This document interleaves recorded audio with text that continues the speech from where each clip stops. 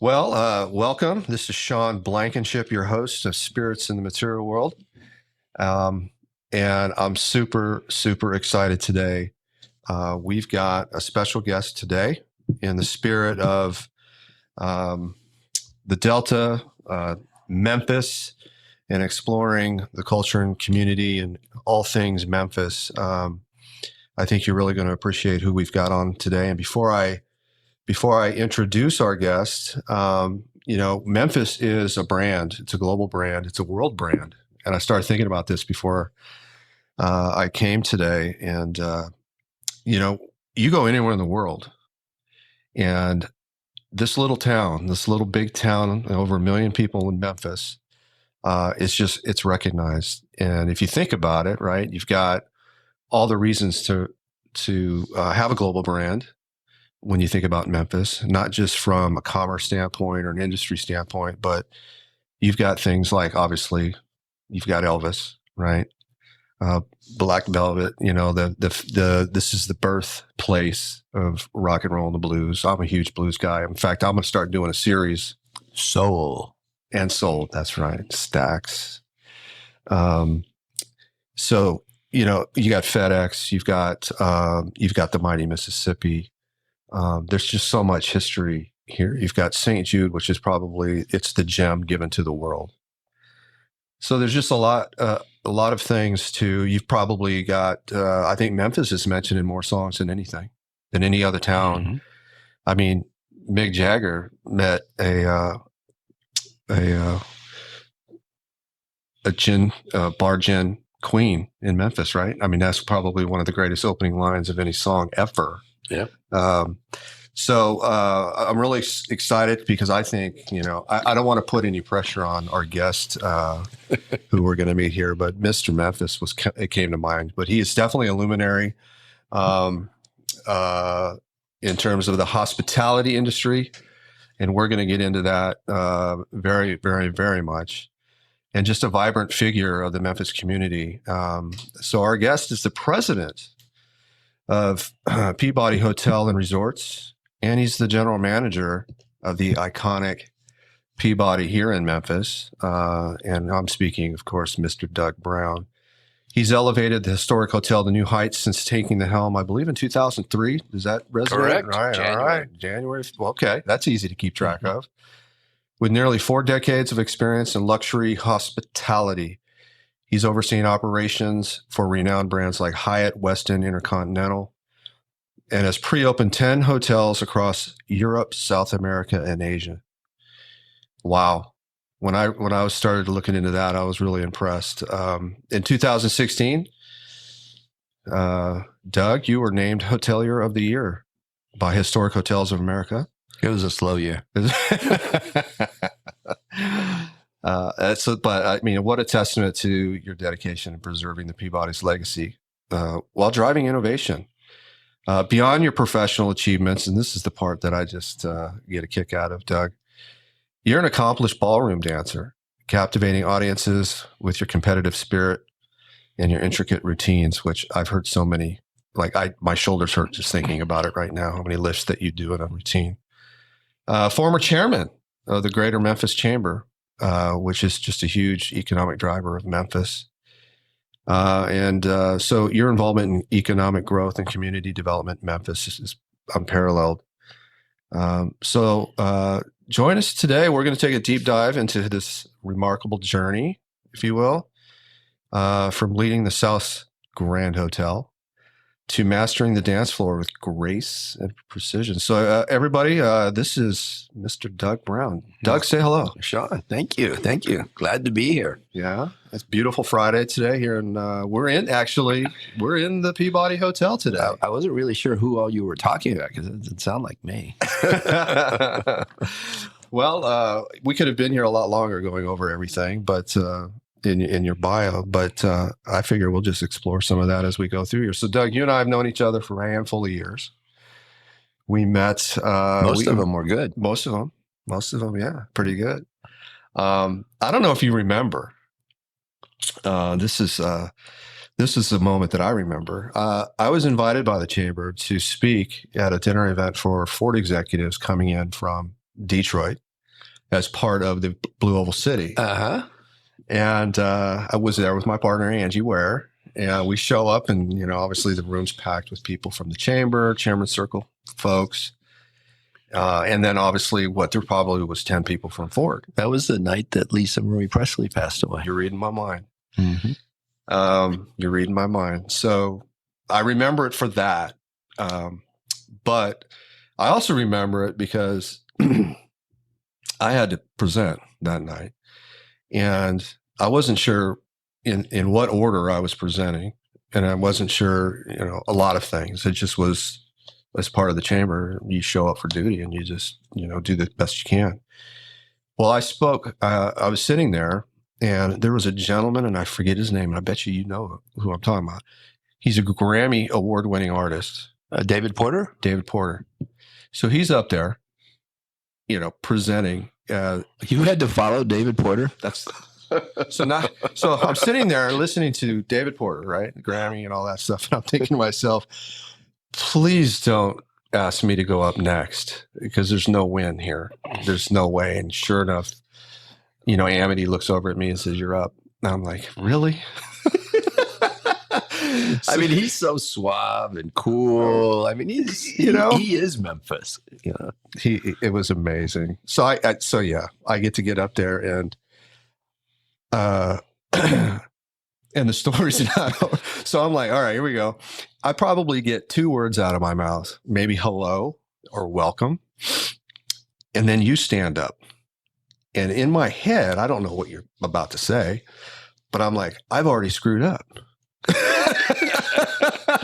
God, I forgot about that. I'm so sorry. No. And then you stand up and announce that Lisa Marie had passed. And you were just on the phone with, I think, Priscilla. Right.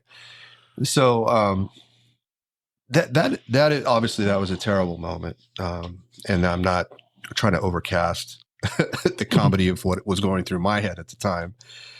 But boy, if that doesn't leave an impression on who you are and how connected you are to everything that's going on, and after that, after you announced what just happened, I really wanted to. So is this payback today? No. Yeah, right. Yeah. I was just thinking, can I leave now? Is this over? But anyways, so yeah, we've known each other for a minute, and I've just become a fan, and I just love when I think of storytelling. You're in Memphis. You're one of the first people that comes to mind. So let's start, if you don't mind. Yeah. I think there's going to be a lot of people that may not know you as well as I do, or others. And where did you grow up? So I had a great childhood. So my parents were in the military, and I grew up in the Caribbean. I had the misfortune of living on military bases in the Caribbean, and being blocks away from the ocean. It was really a tough childhood. That explains a lot. Yeah. But I did have very strict parents, both of them being military and growing up on military bases. And you didn't mess up in school because in school, the teachers all knew that your father was a head honcho, on the base, and you knew you were going to get in trouble. So you were very careful. But I grew up in the Caribbean and went on to go to school in Florida and in New York. And wow. My parents went into the hotel business after the military. And so I grew up living in hotels as a kid as well. And it was funny because I wanted to be a veterinarian when I was in high school. And I did an internship at a vet's office. And I realized very quickly, I'm not smart enough for this. and then when I found out you had to do like 7 or 8 years of schooling, to become a veterinarian. Right. And I loved horseback riding. I rode equestrian when I was a kid growing up and competed. And oh, really? Yeah. So I loved horses and I wanted to be a large animal vet. Yeah. But then I quickly realized I wasn't going to be smart enough. So I went into the hotel business and never looked back, and clearly, and it's what I've done my whole life. I love it. What was the Caribbean?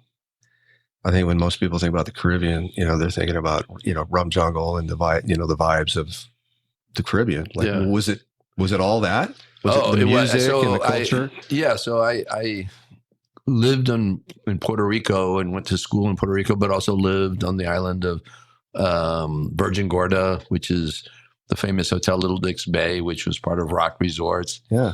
St. Croix, St. John as well. So a lot of the islands. Yeah. And but Puerto Rico is where we went to school.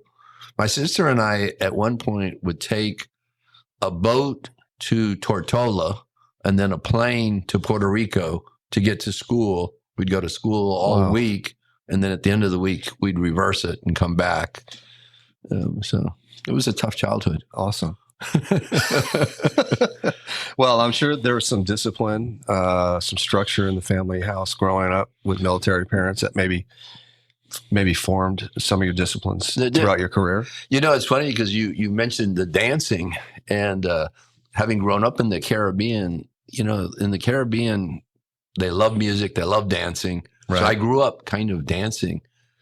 And I also grew up in an era of disco, you know, in the 70s. And, you know, people went out at night to go dancing. You didn't go out to go drinking. You went to go dancing. Which is so different now. It's so different now. Now you go out to get drunk and you might dance and standing where you're at. But in the old days, you went out to dance. Yeah. And I remember the scariest thing back then was walking across the bar or across the dance floor and asking a girl to dance, and God help you if she said no, because you had to turn around and walk back, and everybody knew you got turned down.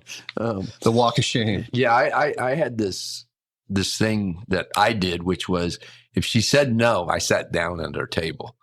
You know, so I was not going to do the walk of shame back. I sat down and started telling jokes or stories, and I'm sure you had a pretty good batting average. Well, I try to win them over that way. And I think they figured out quickly that the only way they were going to get rid of me from their table is if they dance with me. So smart.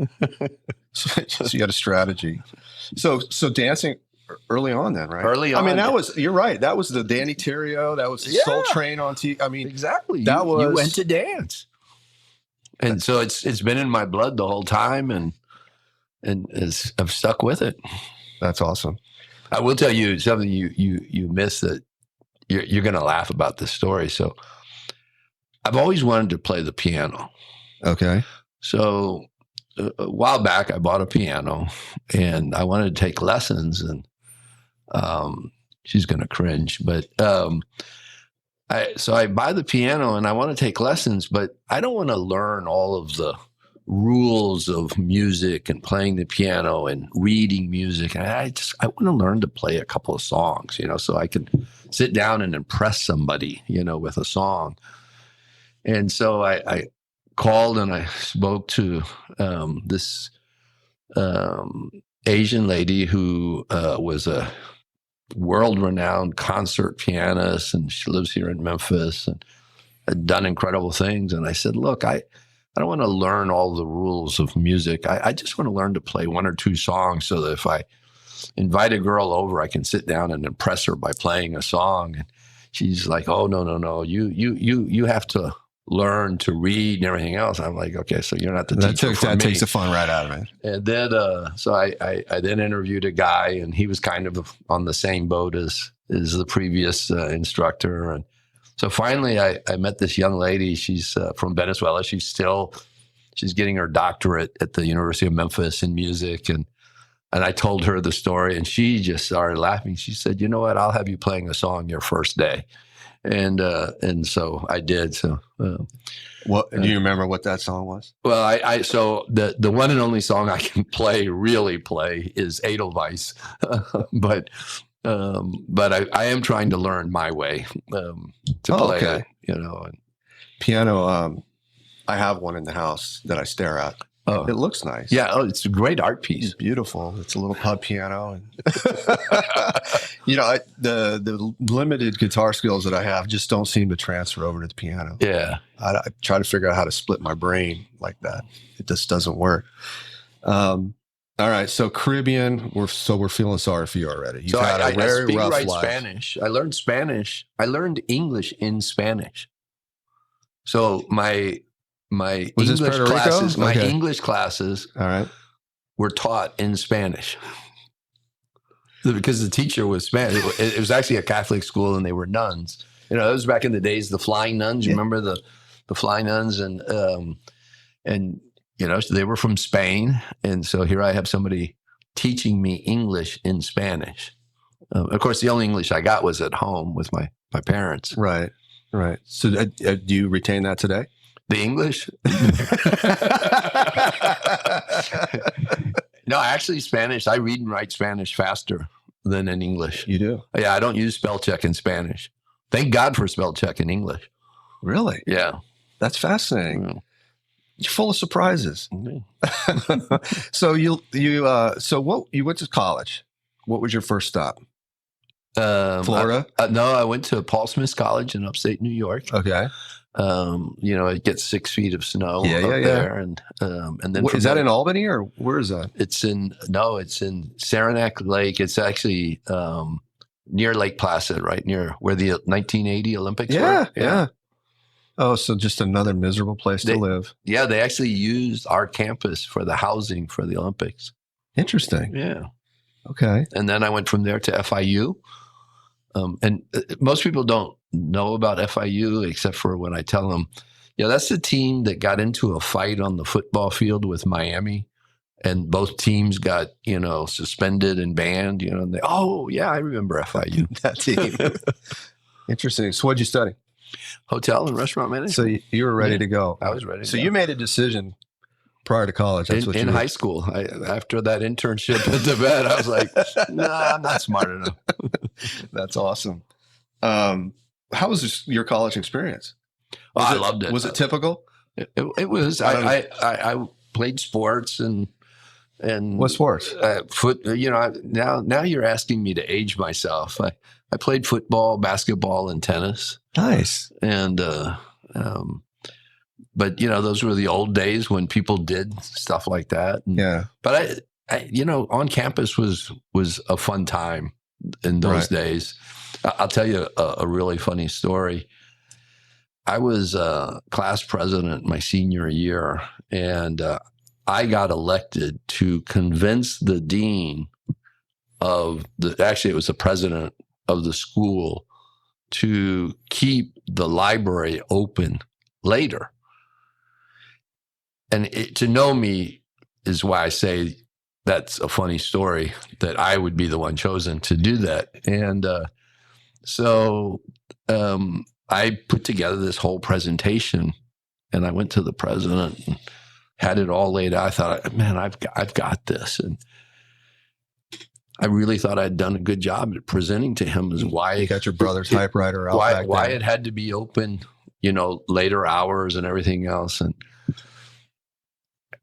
I never thought that the president would do his homework on this. And he said, well, Doug, he said, you know, I kind of looked into your background a little bit. And he said, you know, when you go to the library, you know how you have to scan your ID? And I kind of knew right then and there where he was going with that. But I said, yes, sir. He says, so in your 2.5 years here, your ID was scanned twice at the library. One of them, you were there for all of 2 minutes. And the next time you were there for, I think I'm pushing it at 6 minutes. And you're the one they sent to convince me to keep the library open. And I said, look, don't shoot the messenger. Hey, but we got the library open. Did you? Okay. Yeah.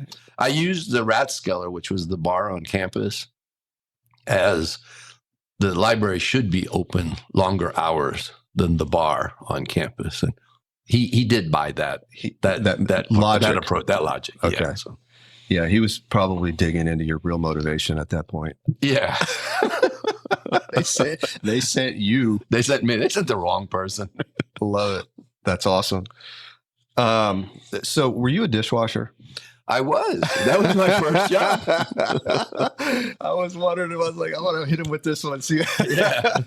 I was a dishwasher for 30 minutes. That's it? How many? Was it because you broke plates? Or? And this isn't about me, obviously. It's about you. But so I knew we had something in common. This is a bonding moment. And my wife is going to hear this, and if she was here, she'd tell you. But I don't even know. This was college. I think she got me the job. I don't know. But I get this job at a restaurant, and I thought I was going to be a server. So I go in there, and they start having me, put the silverware in the napkins, fold it. You do that like 150 times, right?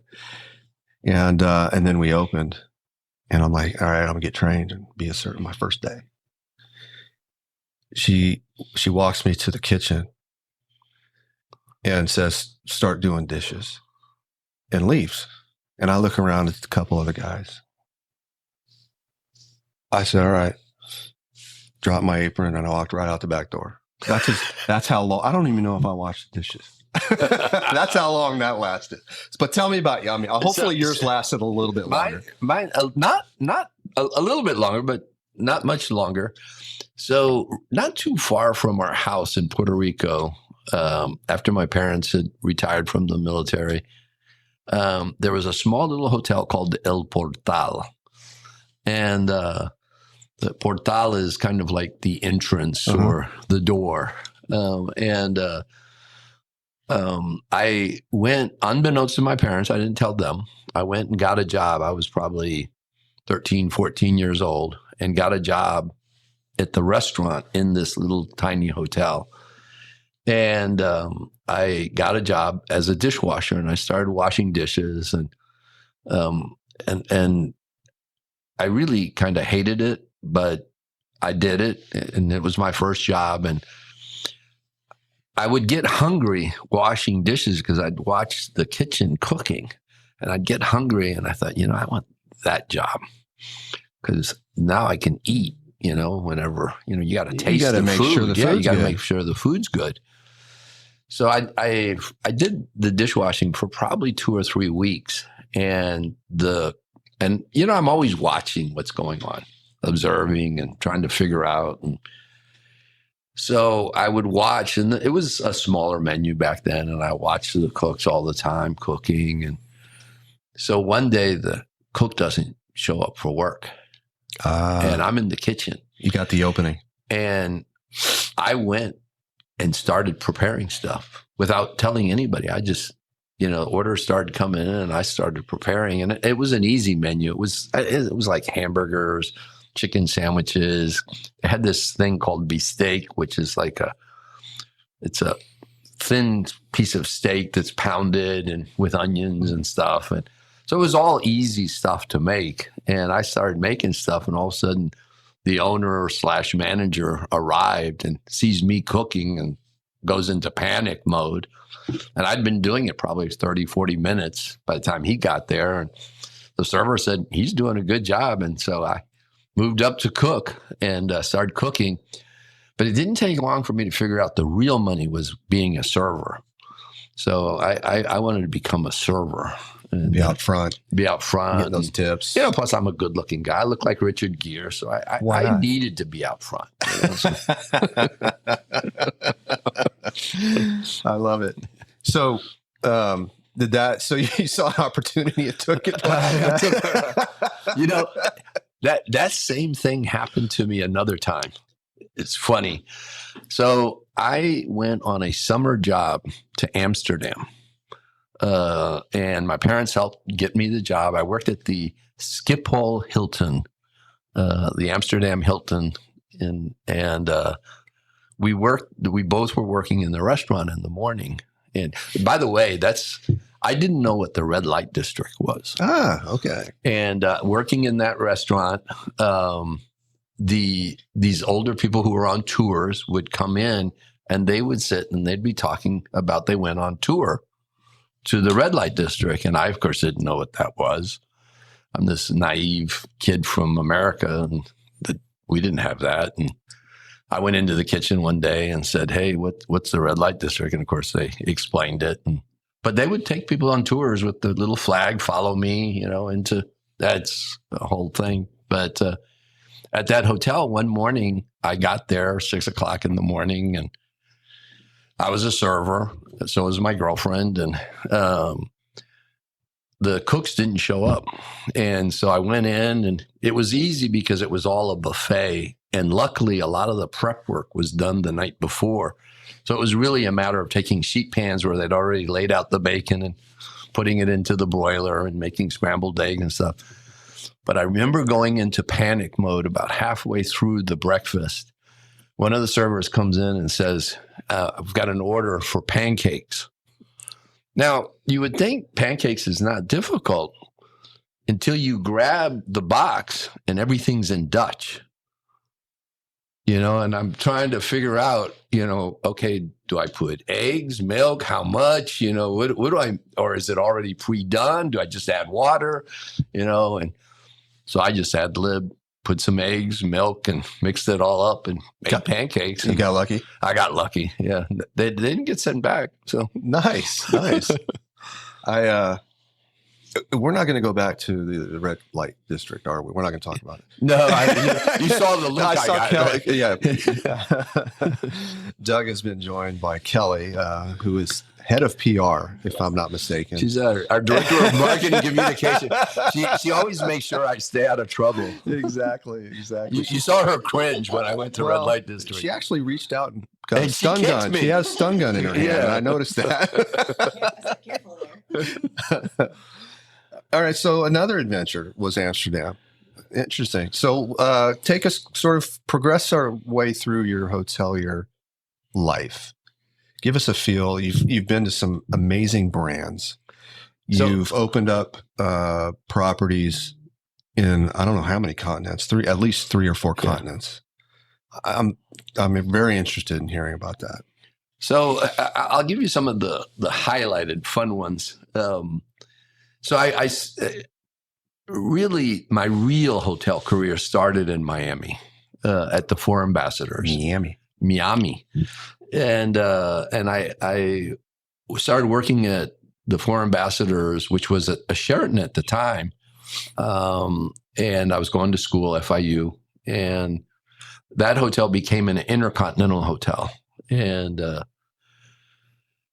of course, I got to know all the leadership in the hotel and had my ways of getting in trouble, and that's how they got to know me. And some things just never changed. Never changed. And the general manager at that hotel was a guy named Martin Seibold, and the hotel manager was a guy named Andrew Kermsey. Well, Martin Seibold, while I was there, got promoted to president of the South America division for Intercontinental Hotels. And he was stationed in Venezuela. So right after I graduated, he offered me a job to go to Venezuela. So I worked in Caracas at the Intercontinental in Caracas, and then the Valencia Intercontinental. And that was because Seibold had brought me there. Well, then Andrew Kermsey, who was the hotel manager, became general manager of the Bonaventure, the Fort Lauderdale Bonaventure Intercontinental Hotel and Spa. And it was opening. It was a brand new hotel. And so I left Venezuela and went to Fort Lauderdale to help open the Bonaventure Intercontinental Hotel and Spa. And so these connections and these people that I worked for in these hotel companies is how I kind of kept going and along my career. But one of my favorite openings was in the Cayman Islands with Hyatt. I opened the Hyatt Grand Cayman, and that was really a tough destination to have to work at for 2 years. And it's funny, I'm still good friends with a lot of people that I worked with that helped open that hotel.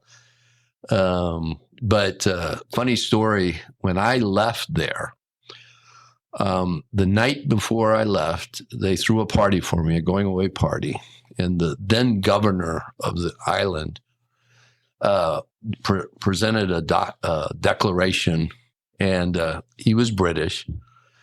And as you know, the British have a very dry sense of humor. And he said, good evening, everyone. As you know, Douglas Browne must leave the island by 9 a.m. tomorrow. And as you all know, Tom Cruise arrives tomorrow at 9 a.m. We do not have room on this island for Doug Browne and Tom Cruise, so he must leave. So the funny thing about that is The Firm, which was filmed in Memphis, at this hotel. Yeah. Guess where else it was filmed and what other hotel? The Hyatt in the Cayman Islands. That's it. So I left when Tom Cruise arrived, but You they'd already must been leave. filming. I must leave. There's not room on the island for the two of us. So Fantastic. I've been there a couple times, not to that hotel, but to the Cayman Islands. that hotel has since closed. Okay. The island got hit by a hurricane, Right. I think about 10 years ago, and it wiped out most of that hotel. I think the beach club of it is still operational, but the hotel itself closed. I remember the restaurant had exotic meats you could choose Probably. that I've never really was exposed to before. This was probably like in 2015. We don't know where we got those meats either. Yeah, exactly. How do you right? How do you verify? Really? That's a lynx? Prove that. Yeah. How do you? Yeah. All right. So what next? So let's see. Cayman Islands. I remember, and it's funny that's how I ended up here. But from the Cayman Islands, I went to Baltimore, and Finally, a rough gig. a rough gig. Yes, actually, I loved Baltimore. Yeah. Baltimore, a great city. I actually married the Miss Maryland, who was second runner-up Miss America in Baltimore. Of course you did. Yeah, but I went to Cleveland, Ohio, to interview with Bill Hewlett, who was president of Stouffer Hotels, which is now Renaissance Hotels, but at the time it was Stouffer's, owned by Nestle's. I remember the Silver's brand. Wow. Yeah, That's a great. flash. Yeah. Yep. And so I flew to Cleveland and met with them, and they said, "Yeah, we and at that interview, I remember telling them that I didn't want to open any more hotels. I'd already opened 2 or 3 hotels, and I didn't want to open any more hotels. And they listened, and they said, "Well, we have somebody we want you to meet, and he's in Baltimore, and he's going to pick you up at the airport, and we'll fly you there." So I got on a plane that day, flew to Baltimore. A guy by the name of Alan Villaverde, remember that name, picks me up at the airport, and he takes me to a Hyatt in downtown Baltimore on the Inner Harbor and puts me at the Hyatt. And I'm thinking, why didn't they put me at the Stouffer's?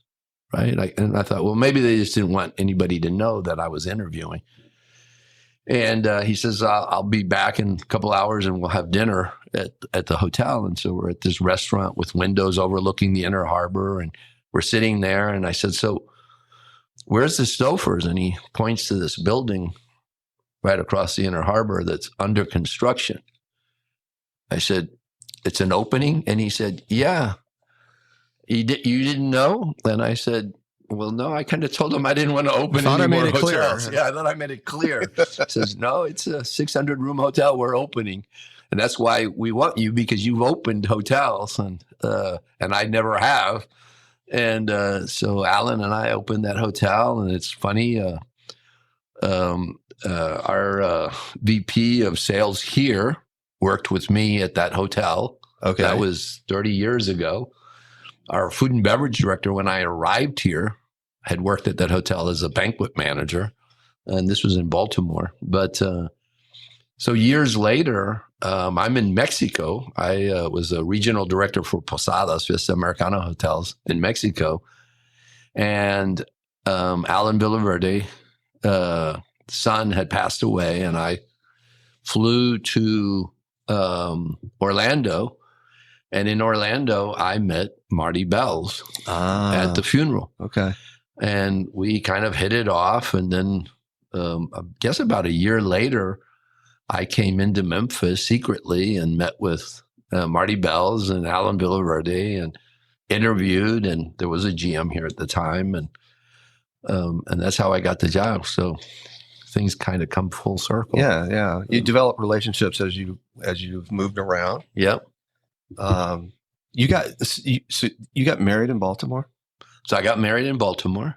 Wow. And Yeah. how long were you in Baltimore? Balmer, you know. How Yeah. about them O's? Right? The Oreos, yeah. Interesting. So up until you just took us to I think 2003, right here in Memphis, Yeah. roughly. What kind of leadership qualities are you developing throughout those early years? Did it change? Is there a difference between now and then? Yeah, I didn't learn very much along the way. Or was it just the school of hard knocks? You know, I go back to when I was at Paul Smith's back in college. I was one of 10 students in the country chosen by Disney to go to the college resort of Disney. This was in 1976. So I went down to Disney and I had the opportunity. Roy Disney was still alive. And I had the opportunity to work at Disney World. And it was really in its early stages, you know, Epcot, World Showcase. None of those places were open yet. And those were really great times of Disney. That was the really great Disney to work for. It was incredible. But their whole training programs, their leadership style, everything about Disney at that time was just incredible. And I think I learned so much from them, Right. on, you know, really trying to do things right the first time. And then how important your staff is and the team, you know, they're your greatest asset. And really you're nothing without them. And so throughout the years, you just kind of try to fine tune that. And you realize that's just so true, you know, Right. And I will tell you, you surround yourself with people who are much smarter than you. Always. Because they'll indirectly or somehow make you look smarter than you really are. And that's why Kelly's here. Yeah. And that's always been very easy for me to surround myself with people much smarter than me. Yeah. I would imagine, you know, wow, Roy Disney. What you do today, right? When I think about my life traveling in hotels, the moments that have impressed me the most are the hotel, and it doesn't have to be a luxury hotel, but the moments where the attention to detail just was astonishing. And I've got to imagine starting out like what you just said, right? Disney, being in that type of environment in the hotels that you've been in. Is attention to detail are you manic about it, or does it just become second nature? And by the way, you gave me a tour of the bakery here, and while we were in the tour, you noticed something in the freezer that you had somebody who adjust, and it was one little thing. Yeah, they didn't date something. But as we walked out, and you stopped, it was in your mind, and I said, "Wow, okay, attention to detail." I'm pretty anal. If you go to my house, it's spotlessly clean. And, you know, if you go into my closet, all of my shirts are by color. Oh, are they? And they're all 2-finger seperaid and everything. Really? Oh yeah. It's a curse. I feel sorry for your employees. That's why I'm single. Nobody can live with me. I do have to tell you a funny hotel story. It's about my son.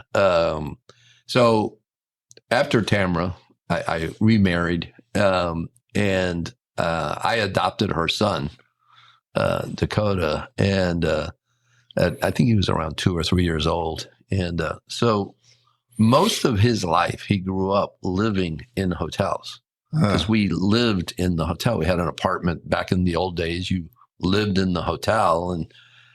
And so he grew up living in hotels most of his younger life. Well, we moved to San Antonio, and we're in San Antonio. Well, I had decided I was opening a hotel in San Antonio, Weston. I decided it was time for us to move into a house. And so we moved into a house. It's our first weekend in the house. And if you back up just a little bit, every Sunday morning, Dakota and I would get up and we would watch cartoons together, and we'd call room service and order pancakes and bacon and eggs and everything. And so we're in this house in San Antonio, and it's about 6 a.m, and I get this tap on my shoulder. I look, and it's Dakota, and he says, "Dad," he said, "let's go down and watch cartoons and order room service." And I look at him, and I look over at my wife, and look back at him. I said, "Room service is still asleep." And that was his rude awakening that not every place has room service.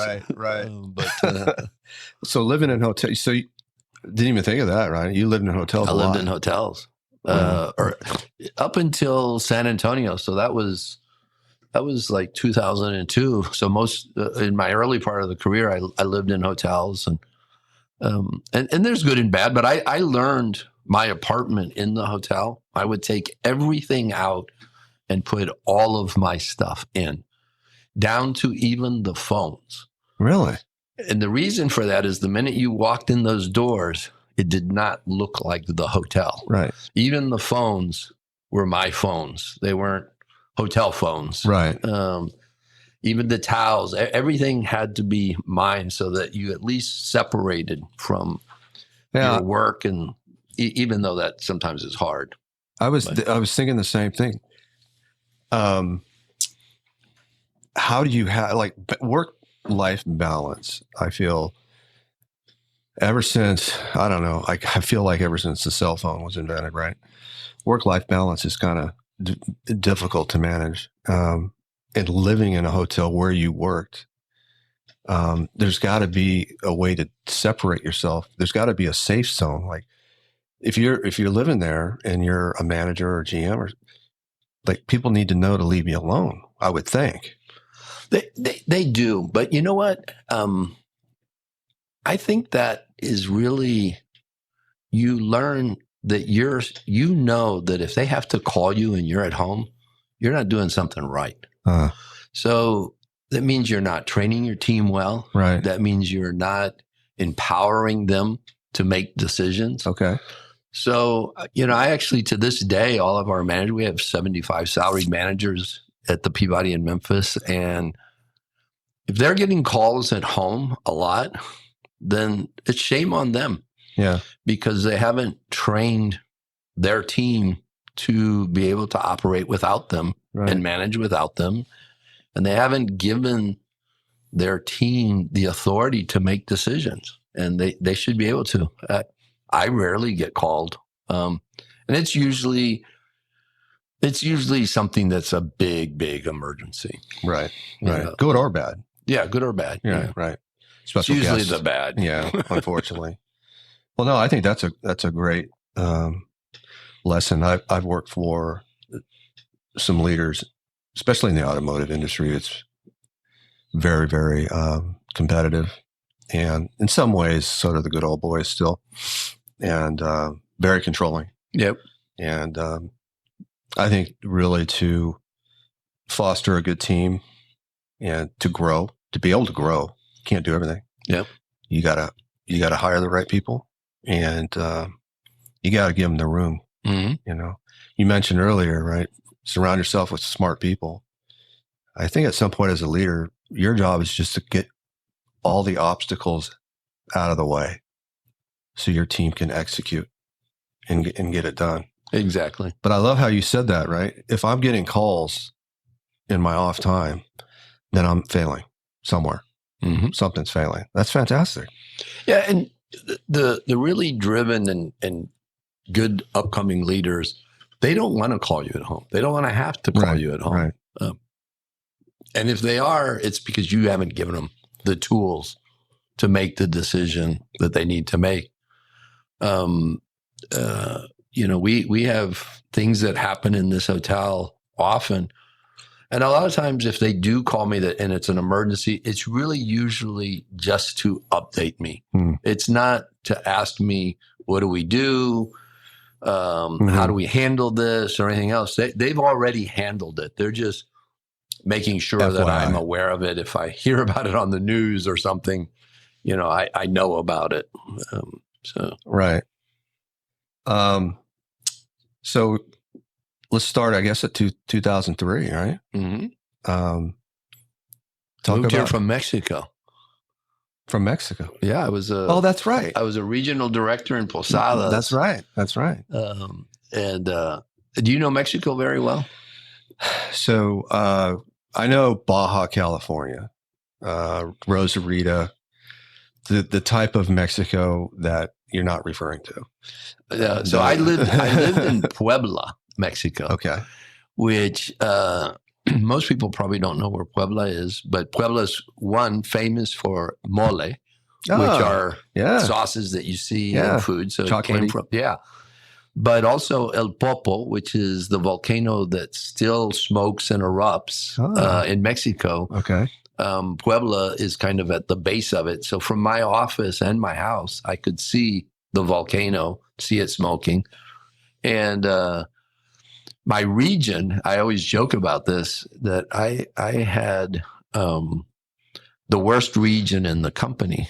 The company had 80 some hotels, and my region was Veracruz, Jalapa, Mérida, Cancún, Cozumel, Iztapa, Acapulco, Puerto Vallarta. So I had all the resort destinations, and it wasn't doing as well as the others. No, it was doing fantastic. It produced about 80% of the company's EBITDA. Oh, it was all the resorts. Okay,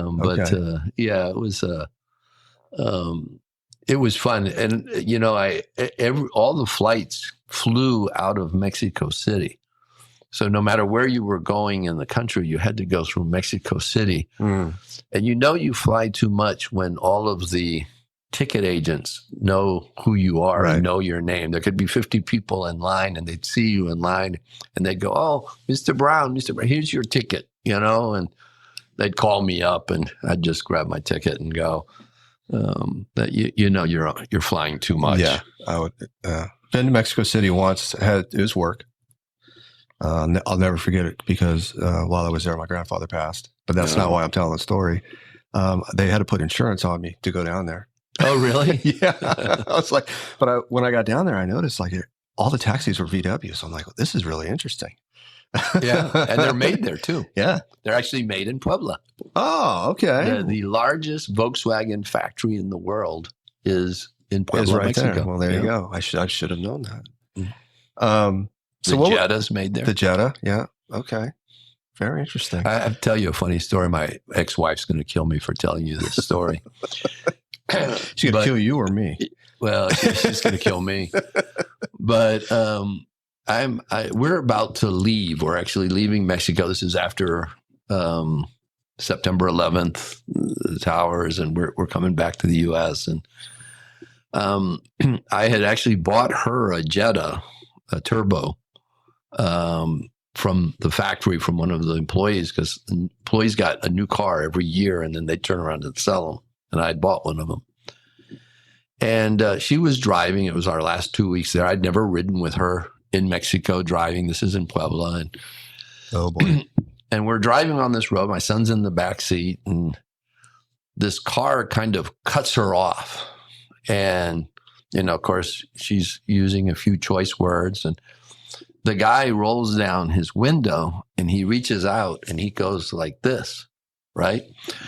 Which is just a closed hand, reached out of the window, and he kind of just adjusts her like this. And so the light changes. She speeds up, gets alongside him, of course, gives her the other international finger. And I'm like, what are you doing? And she's like, wow, he gave it to me, and I'm giving it back to him. And of course, my son's in the back. He says, oh, she does this all the time. I'm like, this is road rage. And I said, he wasn't giving you the finger. And she says, yeah, you saw him. He did. I said, no, in Mexico, that means thank you. He was saying thank you, right? And That was the last time you rode with her. Oh, yeah. Selling the car. Oh, that's good. All right. So you come up from Mexico, and here we are. We're in Memphis. 2003, January. 2000. Okay. So what was it like when you first got here? It was interesting. I remember meeting with Ron Bells, Marty Bells, and Jack Bells in Capriccio's for lunch, and the hotel had lost its 4-star rating, and Jack Bells said, that's why we hired you. We want you to get the 4-star rating back. Okay. And I said, okay, we'll get that done. And Jack Bells, he says, how long is that going to take? And I looked at him and I said, well, probably a couple of years. And he said, I was hoping for 6 months. And I said, well, Mr. Bells, I said, I think one, we've got to renovate the hotel. Needs to be renovated. 2, capital, which they've always been wonderful about. And I said, the other thing is it's a cultural shift in service. You have to you don't just put out standards and hope that everybody's going to follow it. It is a cultural change. You have to buy into it. Yeah, you have to buy into it. And, we have 500 associates, and it takes a lot of training, and you've got to build up to it. It's not going to happen in 6 months. And sure enough, in about 2.5 years, we got it back. Okay. And they were happy. And, of course, average rates went up with it and everything else. And the hotel had been renovated and looked beautiful, and we were off and running. Nice. What was who were your competitors back then? In Memphis, I don't think we've ever really had a true competitor. The Madison opened soon after that. The Madison was a cute little boutique hotel, but I think over time, the Madison, instead of raising the bar and going head to head with us, I think mistakenly they kind of stepped down and they started competing with all of the other hotels. And so that kind of left us alone. We don't generally compete with a lot of people here in Memphis. We're competing more with, the Greenbrier, the Broadmoor, the Dell. From a group standpoint, we're competing with those hotels around the country. And we actually, of all the hotels, have the largest meeting space. We've got 80,000 square feet of meeting space. So, we do a lot of catering business and group business and weddings and right. Very nice. I meant to ask you, sort of stepping back a little bit. What is there a particular skill set that a hotel owner looks to in somebody like yourself to open a hotel? Because you did that earlier in your career. It seemed like you sort of made a niche there. You got moved around. People wanted you to come open their hotel. What does it mean to open a hotel? It's very different than running a manager going in. And a lot of times people don't get it. They don't understand that. And the best way to explain it is that when you're running a hotel, if I'm a manager and I'll use, let's say, the front office or housekeeping, let's use housekeeping. If I'm the executive housekeeper and I go from one hotel to another and the hotel's operating, I walk into an office that is already set up. It may not be exactly how I want to set it up, and I may rearrange some things and move some stuff and clean some stuff, but it's already operating and it's got a flow and a system and everything else. And I may tweak that system. When you're opening a hotel, that room is empty. There's nothing there. So you have to design the flow. You have to figure out how are things going to move and work in that space. And not everybody has that vision to be able to do that. You can go, Right. a lot of people can go in and tweak something and make it better. They're good at that.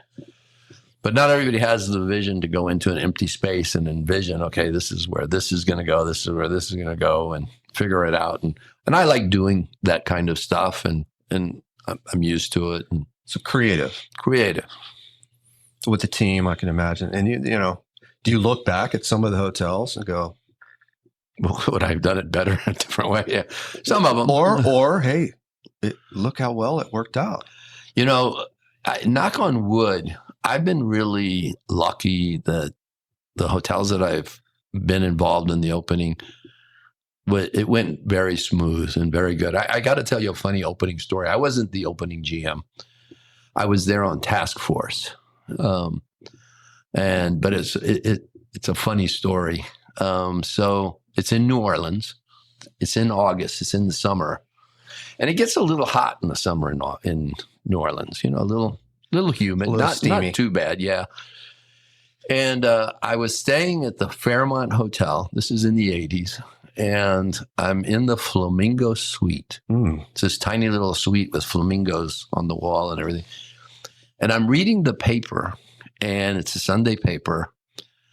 And of course, I go to the employment section because I want to see who's hiring and what they're doing and everything. And I open it up, and I see this full page ad for the hotel that I'm task forcing at, where on Monday they're going to start interviewing for jobs. And I'm like, oh my God, how did I not know that we were doing this and that we're doing this tomorrow? And this is a big hotel. This is like a 600 plus room hotel.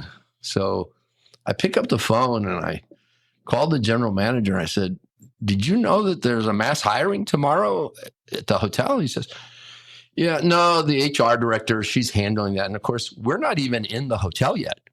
We're little tiny offices on one floor, a section of the hotel. I mean, smaller than kind of my offices here. And I'm thinking they're going to get thousands of people show up for this, right? The unemployment was high at that time. I think it was like 15, 16% in New Orleans at that time. Hot summer. And so I said, this is going to be a nightmare tomorrow. And he said, oh, I think you're overreacting, Doug. I said, no, I'm not. I've done this a few times. You're at a mass hiring, you're going to get hundreds and hundreds of people, if not 1,000, show up to interview.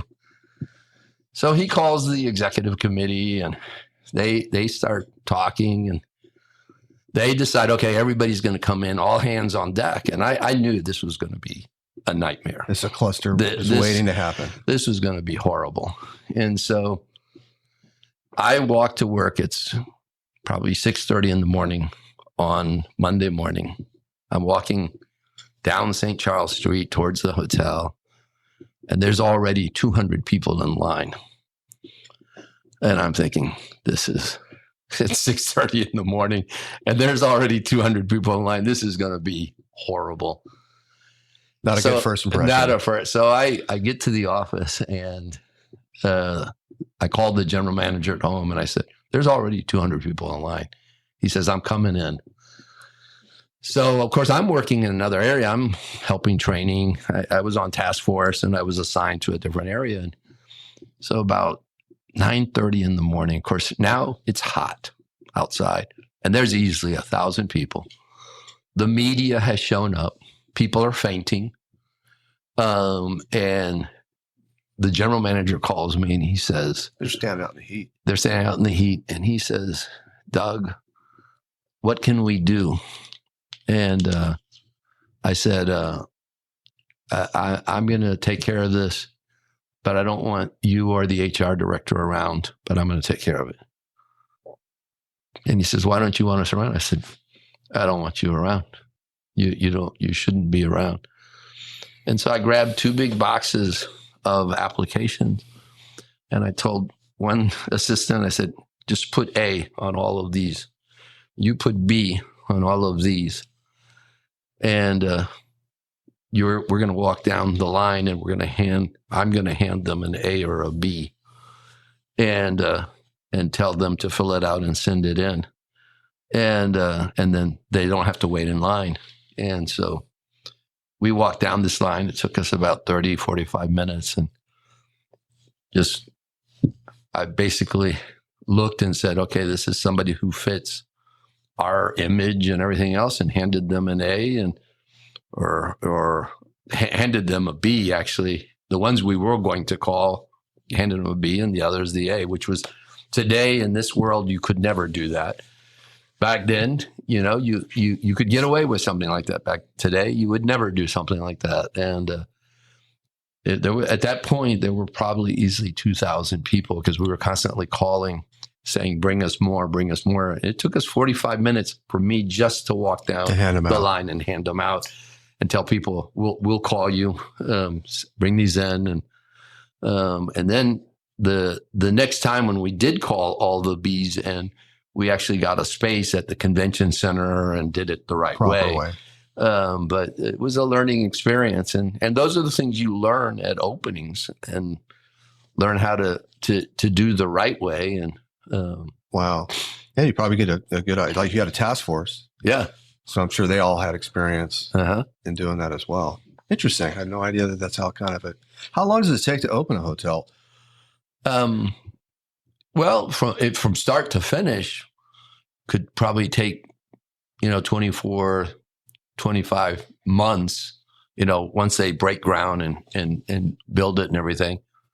Of course, there's usually 6 months before that, architects, designs, permitting, and all of that kind of stuff. But it's fun. It's fun putting together a whole team project, because you're hiring all new people. It's exciting, right? It's actually exciting too. The week or so before you open the hotel, it's the last time that building is really ours, because once you open the hotel, it's the guests. It's their hotel. So it's fun. Interesting. So when you got here, you had 2.5 years, roughly, to get to 4-star. Right. Put some capital into the building, things like that. Had you been to Memphis before? Actually, yes. And it's a funny story. So I was in San Antonio, and I worked for Intercontinental Hotels, and I got a job with Hyatt. And I had gone from San Antonio to Austin and did a brief training at the Austin Hyatt to become Hyattized. And then from there, I was headed to Richmond, Virginia. And I was driving from San Antonio or Austin to Richmond, and my overnight stop was in Memphis. And I checked into the Hyatt, which is now the Hilton out east. That was a Hyatt, and then I think it became a what was the company? It's a company out of St. Louis. I'm drawing a blank, but it opened as a Hyatt, and they put me in a suite, a connector to a suite on the top floor. And I had gotten there about 7:30, 8 o'clock at night. And so I called room service, ordered a hamburger, and thought, okay, I'm going to go to bed early. I'll get up at 5 and start driving again. And about 2 a.m, I get woken up to noise in this suite next to me. And so I called the front desk. I said, hey, I'm with Hyatt. I'm sure other guests may be disturbed. There's a party going on in the room next door. And they said, yeah, we're aware. We've already sent security. And I said, okay. So I lay there for about probably 30 minutes, and it doesn't get any better. So like an idiot, I grab a towel, wrap a towel. I've got pillow head with my hair, and I go out of my door and I knock on the door. The door opens, and I knew right away I'm in trouble. It was Billy Gibbons with ZZ Top. And I'm like, they didn't tell you? No. And I didn't know. And of course, I'm not going to tell you the plume of smoke that came out of the room and everything. And he says, "Hey man, did we wake you up?" And I said, "I'm so sorry." I said, "No, no problem." He says, "No, why'd you join us?" And if it had been today, I probably would have. Back then, I was like, "Oh, I better not," But I went back to bed, turned my TV on, put my pillow over my head. But Wow. yeah, One of my favorites. yeah, Billy Gibbons. I ran into him years later here, actually, and I told him the story, and he says, "I don't remember, but you should have come into the party. It was a good party, I'm sure." I could see that. I saw Billy in the band last year at the Orpheum here. Yeah. And I bet he looked the same as he did back in the 80s. There's a great story about the beard and all that stuff. 2016 Historic Hotels of America named you Hotelier of the Year. What did that mean to you, and what does that mean? Well, there's a funny part to that story. So that award was given to me in Hawaii. Kelly, who's now left, was actually there. And that was the year I gave up my chairmanship. I had been chairman of the board for historic hotels, and Lindsay Uberoth and John Uberoth, the Uberoth family. Yeah. They own preferred hotels and historic hotels, and they're on stage, and the then chairman had not come to that conference, and they were about to give out the award, and John, I believe it was John Uberoth, called me up to the stage, and I thought that they wanted me on stage to help hand out the awards. Because the chairman clue. The new chairman wasn't there, and I was the past chairman. So I went up and I stood right next to Lindsay and John, and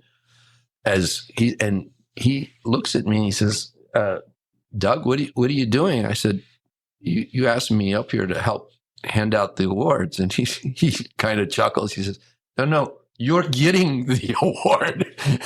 And so I was really taken back, but that's a great story. I was ready to give the award out to the Hotelier of the Year. Yeah. Awesome. I'm trying to think, 2016. Really nothing memorable about that year. I was a lot younger then. All right. So let's talk a little bit about Memphis now that you're here and you've been running the hotel. You started getting involved in the community. What was that like? So is that something that you had not had an opportunity to do in perhaps other cities because you were more in and out? You weren't there long enough. You've been here for a minute. I've been here 22 years, almost 23 this year. Actually, something that I landed on by accident that I started earlier in my career was that every time I would get into a city, I kind of learned at an early age that certain boards in the city, the who's who of that city is on those boards. And the best way to connect with those people was through volunteering and being on those boards.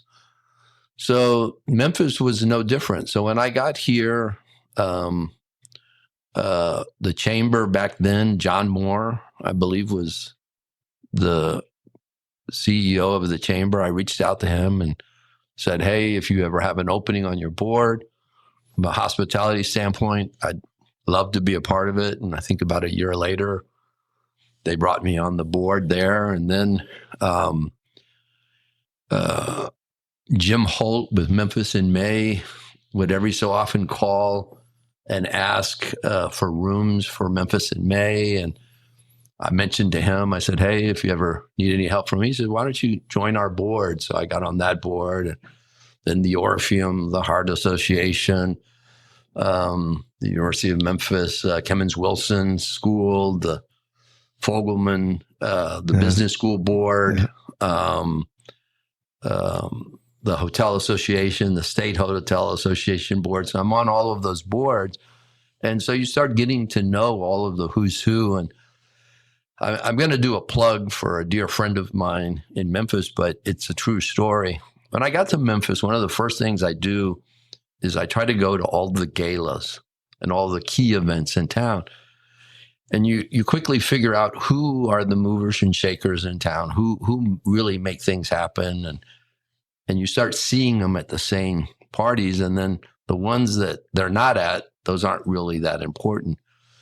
Well, I started seeing this one guy. I kind of knew who he was, but I didn't know him well. And it's Kevin Kane with Memphis Tourism. And I would go to different events and I'd see this guy at these events. And then all of a sudden I'd go to an event and he wasn't there. Well, I'd scratch that event off. If he wasn't there, it wasn't important. And so I really decided what events were really the most important events in the city by if Kevin Kane was there. Was there? There's your barometer. And we, of course, became since then very dear friends. And I always joke about if Kevin's not at your event, it's not a very good event. So I guess he gets invited to everything. But what was your early impression of Memphis once you started? When I first moved here, I even had friends that said, "Oh, Memphis, you're going to Memphis." And I really thought, typical to the hotel business, I'd be here a couple of years. I never dreamed that I would be here almost 23 years. Yeah. And I fell in love with the people, the city, everything about it. Our ownership, the Bells family, has been wonderful to me. Yeah. And the hotel, the staff, they're all great. And it's a fun hotel. It's something different happens in this hotel every day. It's not like any other hotel that I've ever worked in around the world in my career. This hotel sees more celebrities, more leaders of the world in this hotel. It's a fun hotel. And so I just realized that there's no better place. And I would have headhunters call me, with job offers. And I jokingly would tell them, if you're not calling me with president of the Broadmoor, then I'm not really interested. Right. Of course, they never called me with that position. But I don't know that I would even take that today. But the Broadmoor is one of my favorite hotels in the country, and if not the world. But this has been fun. Memphis has been great to me. It's a small, big town. Yeah, that's how I feel. And people are genuine here. When you develop friendships, they will bend over backwards to help you. Right. And I remember one time I was actually in this room right here, and all of a sudden I got this sharp pain, and I turned white and ran to the restroom and had to throw up, and I was just in bad shape. And I was in an executive committee, and of course they ended the meeting, and I was like, I thought I was dying. I thought maybe my appendix had burst or whatever. And so they rushed me to Methodist Hospital downtown and the emergency room. And I texted Michael Uagli, who's the CEO, and I said, "Hey, I'm in your emergency room, and I'm in pain." And he texted me right back. He says, "Hey, I'm out of the country, but let me send a message." And a few minutes later, a bunch of people came in and grabbed me and took me back. But wow. That's just typical Memphis. Memphis will bend over to back. And, I'm just a hotel guy, but I had a friend of mine. This is a true story. I had a friend of mine who she works for First Horizon, but she works out of New York. She's in their bond division, and she was in town, and I took her to really her first college football game. Because if you live in Manhattan, you don't go to very many college football games. And so we go to tailgating, and we walk, and I'm not going to mention names, but we walk, and we meet the president of FedEx, and he's tailgating, and we run into the CEO of AutoZone, and then we run into the guy who runs Macy's, and we're walking around meeting all these people, and she's like, "Oh my God, you would never meet these people in New York. It just wouldn't happen anywhere else but Memphis.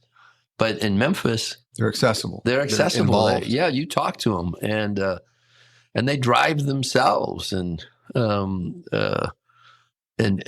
don't see that in other places in the world and in the They country. put their pants on just like everybody Yeah, else. exactly. And I was very involved in Rotary when I was living in Collierville, which is, for those of you, that's a suburb of Memphis.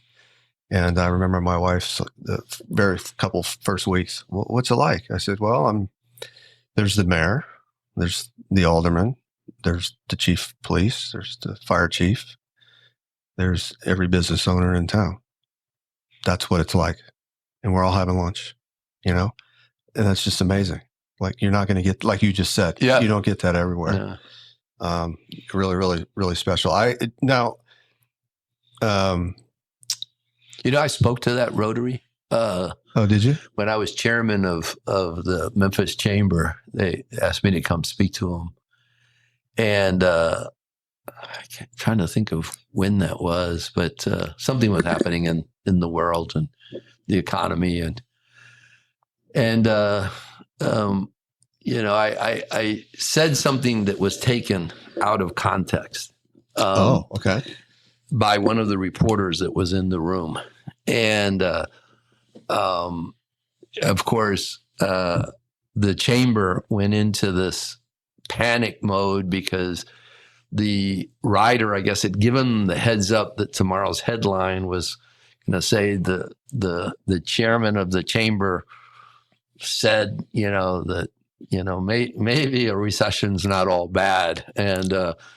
And that's not the way I said it at all, but that's the way they were going to lead the story. And they were all in panic mode. And of course, they were like, okay, how do we twist this and everything else? And Damage control. And I remember picking up the phone. This is 9:00 at night. And I called Richard Smith with FedEx. And Richard had been chairman just before me. And I said, Richard, I think I really messed up. I said, and I told him what it was. He says, oh, tell him not to even respond. Blow it off. Don't even respond. Right. And I'm like, oh, the chamber, they're all in panic mode. And he says, oh, tell him not to, it's going to blow off. Well, so I call the chamber folks and I said, hey, Richard really kind of thinks we should not even respond.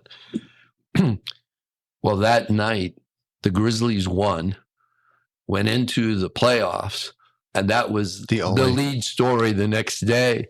And we never responded, and Doug Browne was off the hook. I love it. Are you coming back to the Memphis area? And hopefully this is it because I'm just so involved in music. I love music, and the type of music I love. I feel like I live at the heart of where it all started and where it all is. Do you connect with me? I know we're going to talk about your dancing, but so I'm dear friends with David Porter. David and I are close friends, and of course Boo Mitchell. I love Boo, and Boo and I are very dear friends, and we've connected over the years. I actually had the pleasure of traveling with Boo Mitchell and his father when his father got a Grammy. Wow. I went with Memphis and represented in LA. And so I became close with him, and Al Capone was on that trip with us, and Pat Tygart, and it was a fun time. I'll tell you a funny story about that trip. After the Grammys, we're sitting at an afters party, and we're at this table and sitting right behind me was my biggest crush in the world, which was Carrie Underwood, is sitting right behind me. And I was just in awe and wanted to meet her. And someone at the table knew her and said, Doug, do you want to meet her? And I said, are you kidding? Absolutely. And so they said, look, don't ask to take a picture and don't ask for an autograph. I said, oh, I would never do that. So we get up and we go, and she is just cute as can be, sweet as can be, got up, hugged me, and just was so nice. And she said, oh, let's get a picture. A phone is grabbed and we get a picture and everything else. And I'm all excited. I've now got a picture with Carrie Underwood, and we sit back down at the table. I said, hey, share that picture with me. And they said, it wasn't with my phone. Whose phone was it? It was Carrie Underwood's phone, right? And, the things you think of later, I should have gotten up and said, hey, Carrie, can you share that picture with me? I would have been connected to Carrie Underwood, but I wasn't smart enough to go and ask her. That I wouldn't know. I know. So she probably went through her pictures later and said, who is this? Delete. Well, I was doing some research on the hotel, and we could sit here and talk for the next week about, like you said, the dignitaries, the celebrities, musicians, artists that have come through this hotel.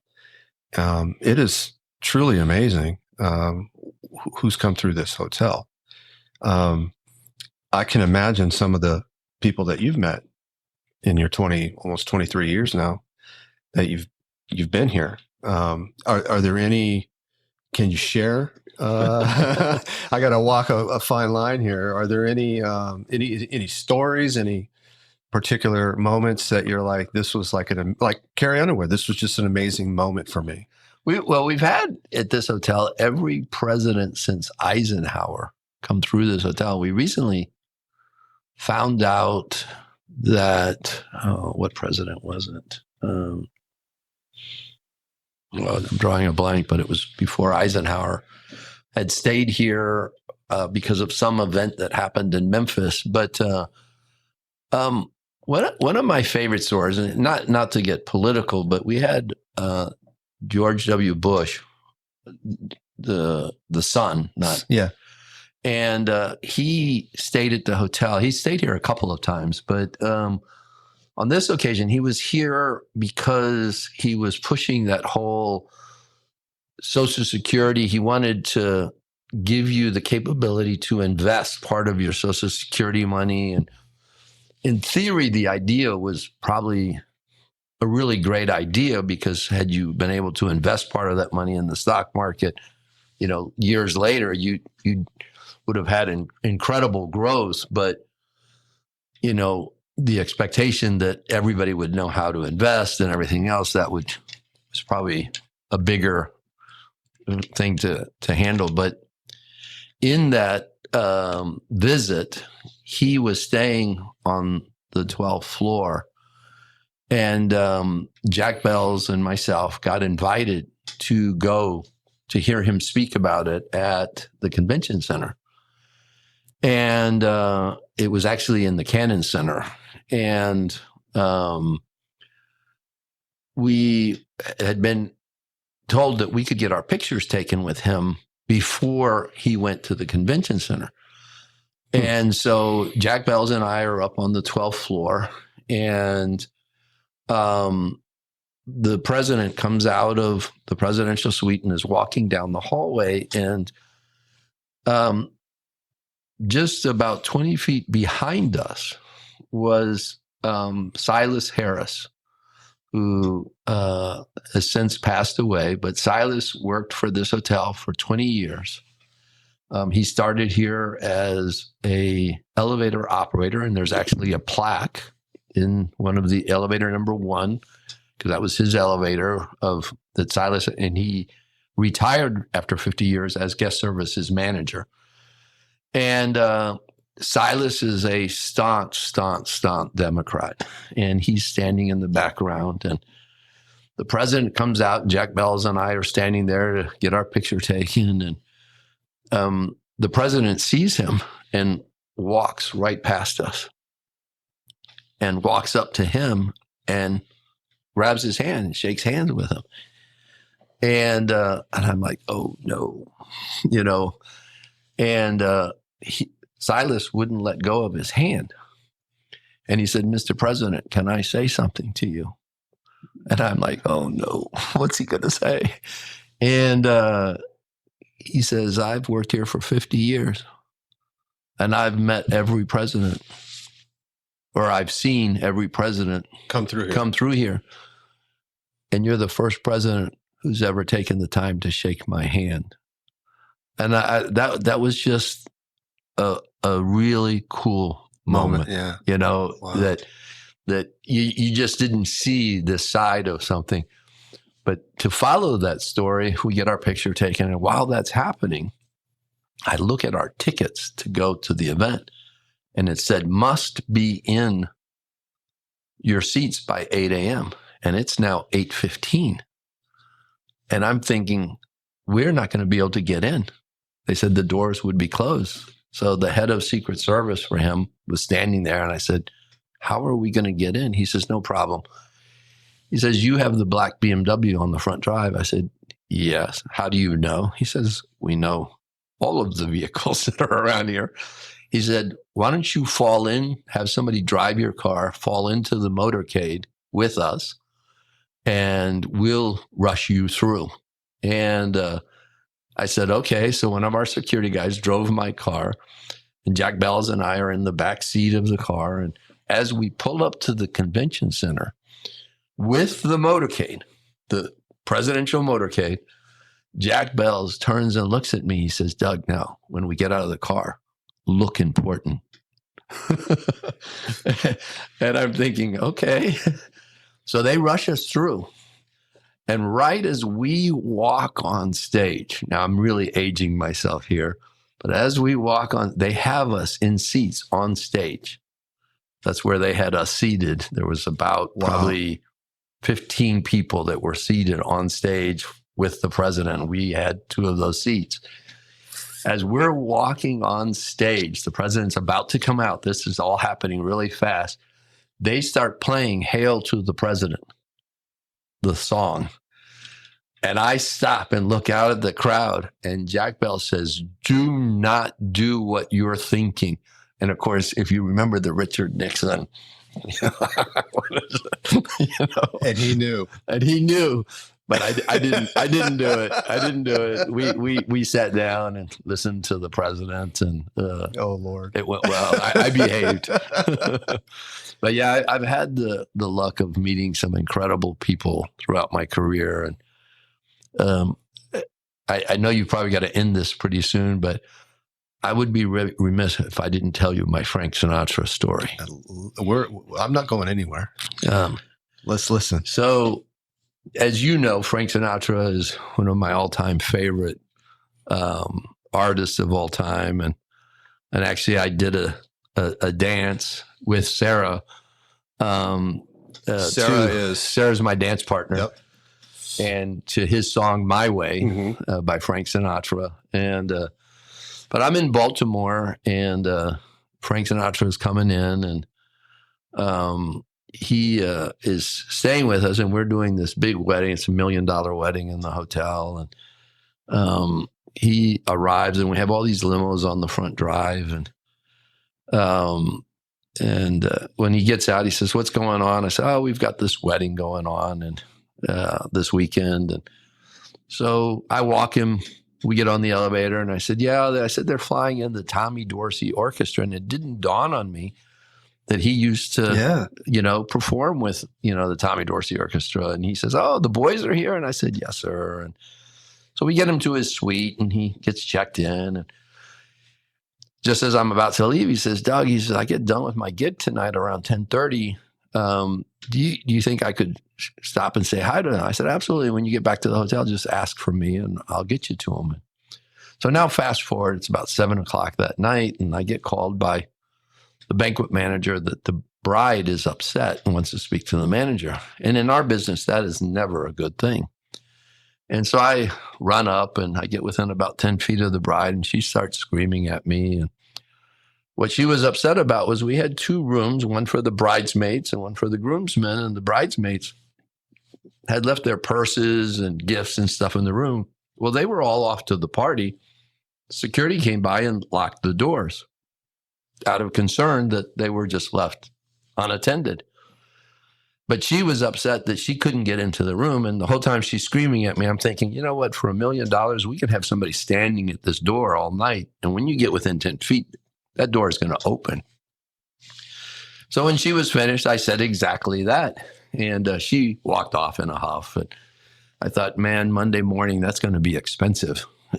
She's going to want to hit me up for some refunds. And so now fast forward, it's about 10:30 at night, and the front desk pages me. I'm aging myself here in the story because we didn't have cell phones. We had pagers, and I see the code is the front desk. So I call the front desk, and the front desk says, we've got Frank Sinatra here, and he's asking for Doug, and we're thinking it's you.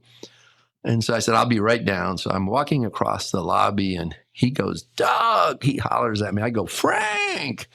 And, of course, the staff's all impressed that I'm on a first-name basis with Frank Sinatra. And so I said, Frank, why don't I'll take you through the back of the house, and we'll come in through the back of this ballroom. It's about a 700-person wedding. And the orchestra is in the back anyway, so this way we come in through the back. He said, oh, perfect. He says, I'm at home coming through the kitchens. That's what I do at most of my gigs. And I said, great. So I tell him the story on the way about the bride being upset. And of course, he says, oh, she's drunk. She's not going to remember. And I'm like, no, women never forget. She's going to remember. So we get up there, and we come in, and the orchestra is playing. And for me, who I'm not really a musician, I was so impressed that this orchestra, 35-piece orchestra, continues to play. But in 2s and 3s, they get up, leave the stage, and they come and they hug and kiss Frank Sinatra. But they keep playing. They don't miss a beat. But they leave the stage and they come and hug and kiss. Wow. And this goes on for about 10 minutes. I was going to say, take a while. Yeah, they all came and said hi to him. And at the end of the whole thing, he turns and looks at me, and he says, do you mind if I get up and sing a song with him? I was wondering if this was coming. Yeah. And I said, oh my God, are you kidding? Please. So he goes up and he grabs the microphone and he taps on it. He says, is the bride here? And of course, imagine there's 700 people. The people who are in the front rows are thinking, man, the father has flown in Frank Sinatra. She's in the back of the room, and she starts screaming. And he says, can you please come up? And she comes running down the aisle, and he reaches down with one hand.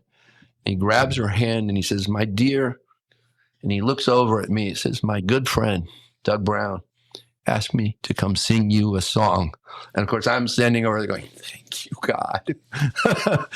Needless to say, Monday was a wonderful day. I was going to say, too bad there wasn't Google reviews back then. I know. That is crazy. Yeah, so he did that. And Wow. It's funny that years after a gig, he did. After a gig. Well, I don't think he performed at the gig. I think it was for the John Hopkins Children's Hospital. Okay. But years later, I met his wife and daughter here. And I told her the story, and she said, well, it sounds like something he would do. Wow. That is a great story. Huh. So he was your favorite. He is probably without a doubt. Right. Yeah. That's awesome. So tell me a little bit about, I want to talk about, I really want to get to your dancing, but the chamber experience, how long were you involved? You're still involved. That's where we met. Yeah, I've been, as a matter of fact, I was joking with Amy Daniels not too long ago that I'm one of the longest standing board members. I've been on the board for, I think, about 20 years. And I said, how are we getting around this with the bylaws? Because I think, and she said, well, you do a 3-year term, and then you get a 1-year appointment, and then you do a 3. And she said, that's how you've stayed on it. And he said, She said, because you chaired their annual luncheon. I've been the chair of that for a long time. And I also chaired their nominating committee. And then when Phil Trineri was the president, CEO of the chamber, Phil and I were good friends. And he put me and Willie Gregory as Richard Smith's vice chairs on the executive committee. And that's how eventually I became chairman. I followed actually Willie Gregory and Richard Smith. So that's kind of how my chamber thing has transpired over the years. The sort of, I guess, the structure of the chamber, which is so unique, at least from my perspective, to where there's investors like you and I, right, at the chamber that really drive the funding. The chairman circle the chairman circle, which is it's just a different, unique model.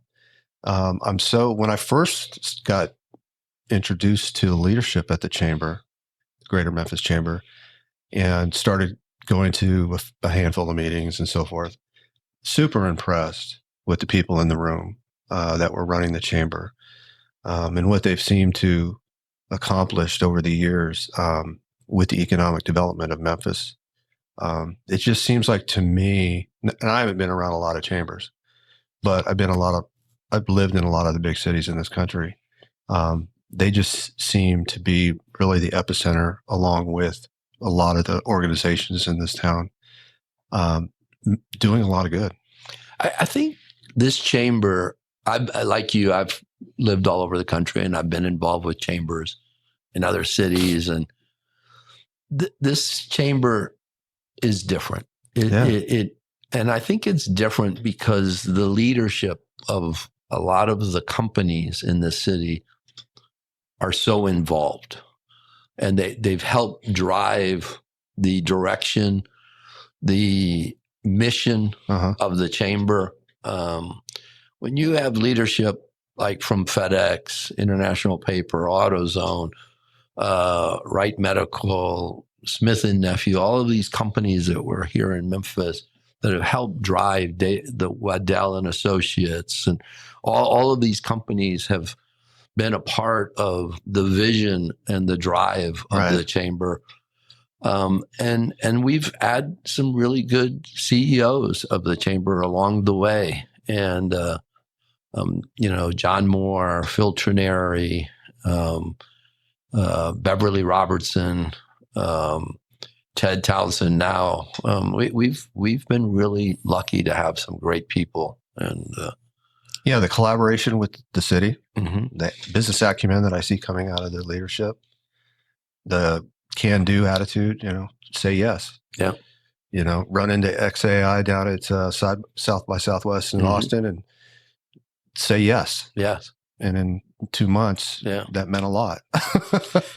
And, I think one of the smartest things, and sometimes John doesn't get all the credit, but John Moore was the one who really had the vision of that we had to separate ourselves from the city.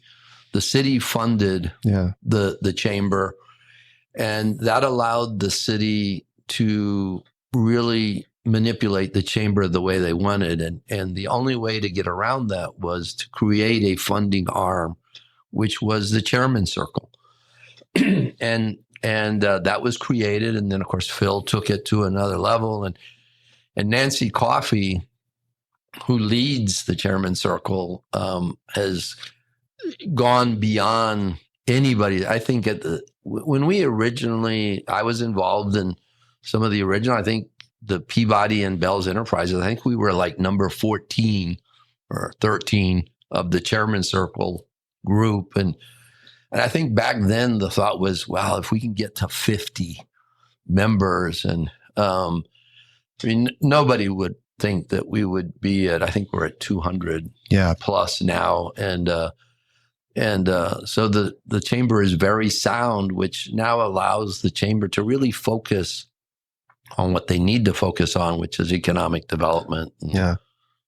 Super impressed. And you mentioned Ted, and Um, I first met Amity when I saw her speak at the Rotary. Yeah. And I said, this woman is incredibly talented and smart and gets it.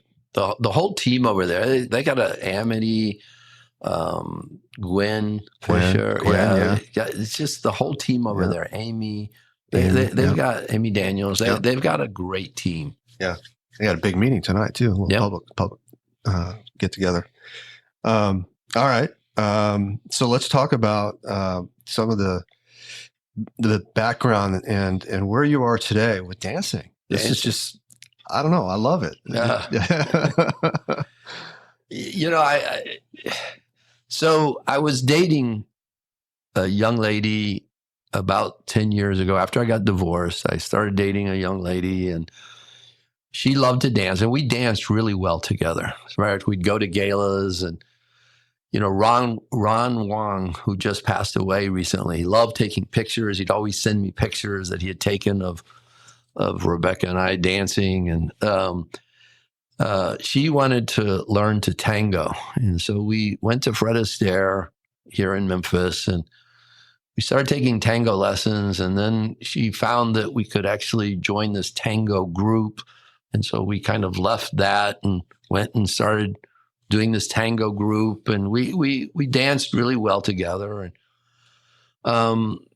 And one of the managers at this Fred Astaire was a young lady by the name of Sandra Corbett, and she eventually went on to run the studio. Her father owned the Fred Astaire here in Memphis, and she convinced me to come back and dance with her, and I did, and I went to a few competitions with her, and I did okay, but I was stubborn in how I wanted to learn and everything else. And then Sandra decided to retire and get married. And I said, well, I'm retiring too. It's blah, blah, blah. And about a couple of months later, Sarah, who was just an instructor there, she reached out to me and she says, I'll learn all of your routines if you'll come and dance with me. And I said, So I went and we danced and we just hit it off. We had the chemistry and could dance well together. And, we've been dancing together now over 4 years. 4 years. 4 years. Wow. And we've competed in Florida and Texas and at the World Championship in Las Vegas and recently in Georgia. And we've done Tennessee, and we've done really well along the way. And she's trusted me. I mean, we do routines that are not amateur routines. Not at all. And she's incredibly trusting because I lift her above my head and everything else. And I'm an old guy. I'll be 70 years old this year. She's 24, 25. And I'm throwing her up in the air and over me and hopefully catching her. And knock on wood. Yeah, there you go. I have never dropped her, and so we've done well, and it keeps me young.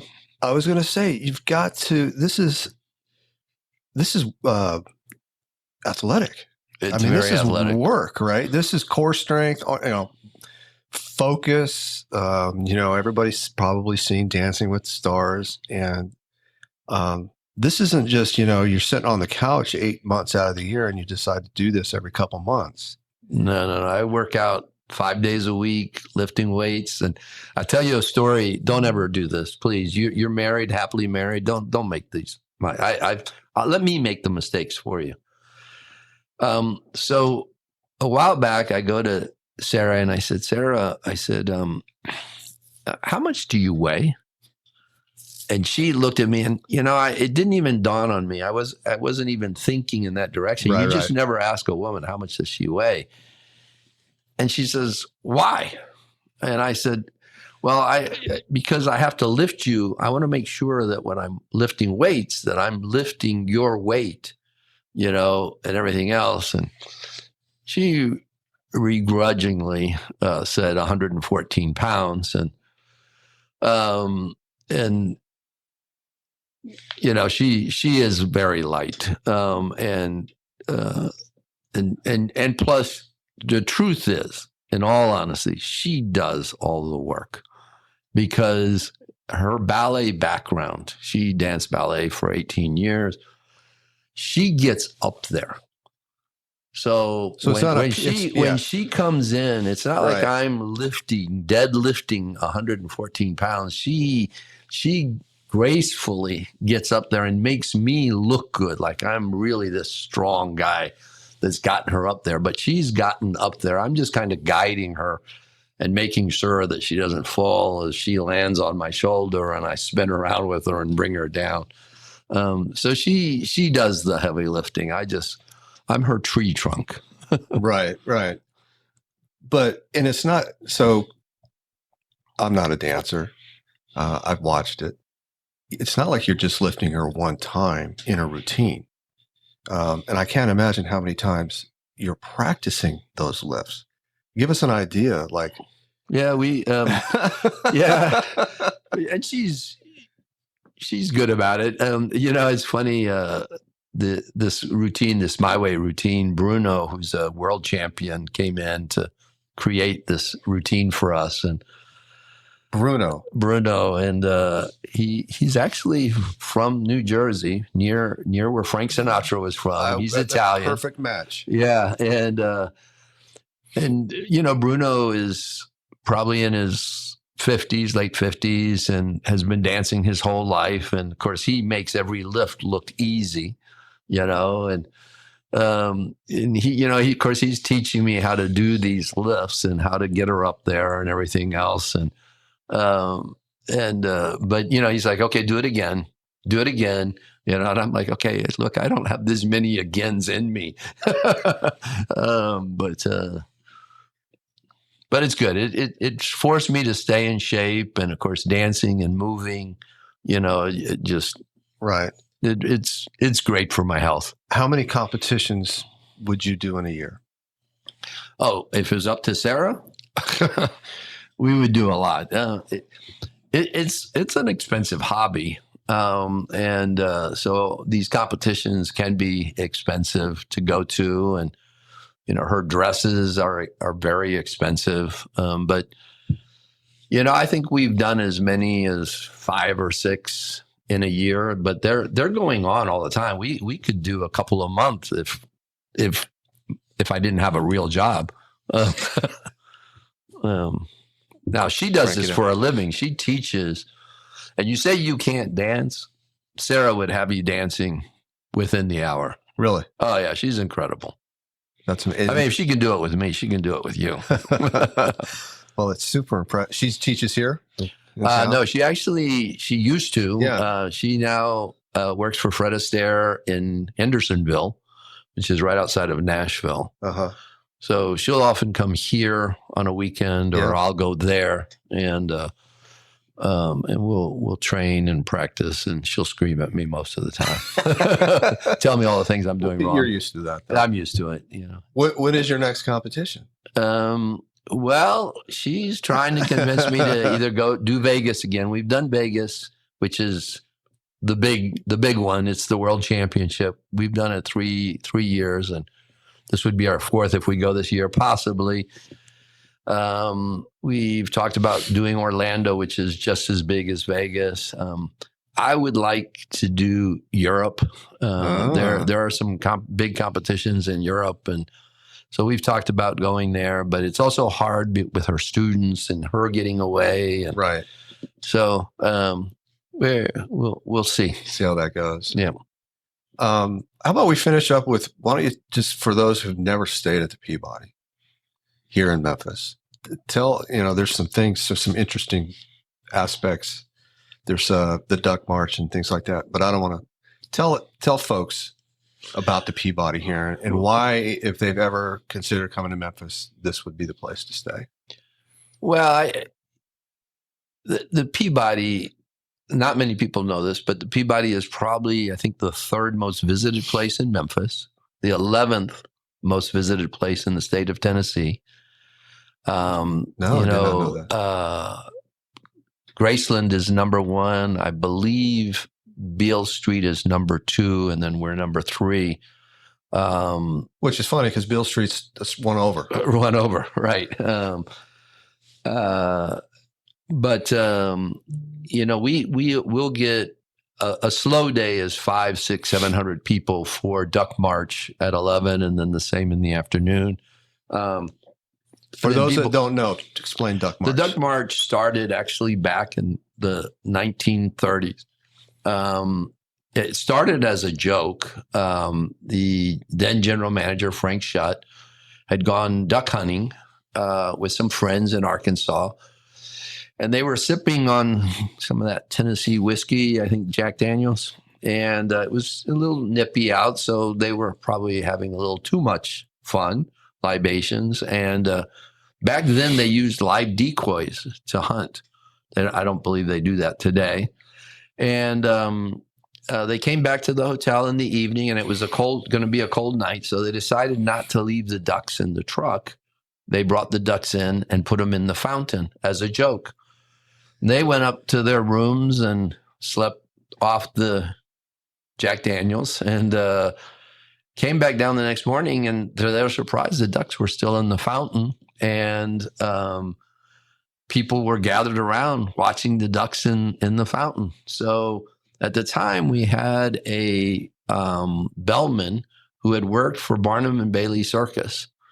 Of course you did. And Frank Schutt asked him if he thought he could get them to march and get into the fountain every day. And so Mr. Pembroke, whose picture is in the lobby, started the Duck March. And it's now over 90 years. Wow.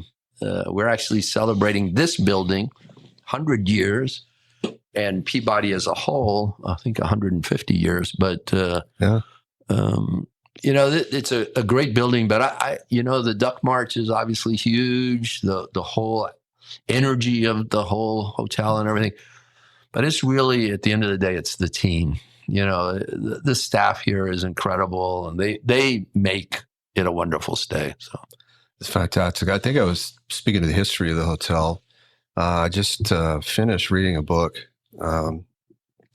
American Pandemic. And I was reading the book because it happened. The pandemic, yellow fever, was particularly it was almost the epicenter was here, and it was 2 or 3 years after most of my grandmother's side of the family came from County Cork, Ireland. We lost half of them, but the Peabody was survived, during that period. Peabody's been around and survived a lot, but that was particularly a troublesome time for Memphis as history. Have you ever read that book, by the way? No, I haven't. I've got to now. Oh, Lord. All right. It's going to, it's a lot of factoids in it that I think you'll appreciate. In fact, I'll give you my copy. You can read it. So you owe me a book anyway, because I gave you one. That's right. And I have another book I'm going to give you. Okay. Because you did tell me a story about. So there's when it comes to musicians, I lean towards the guitar, and I really, really have a handful of musicians that I just think are, and it's Keith Richards is one of them. Yeah. Buddy Guy, Billy Gibbons, obviously Jimmy Page. I mean, these are all people that are blues guitarists, right? And they have all come through Memphis. Yep. And they've all stayed here. And they've all probably, I was going to say I didn't want to say that, but I would imagine B.B. King, obviously, I live. Does Robert Plant play the guitar?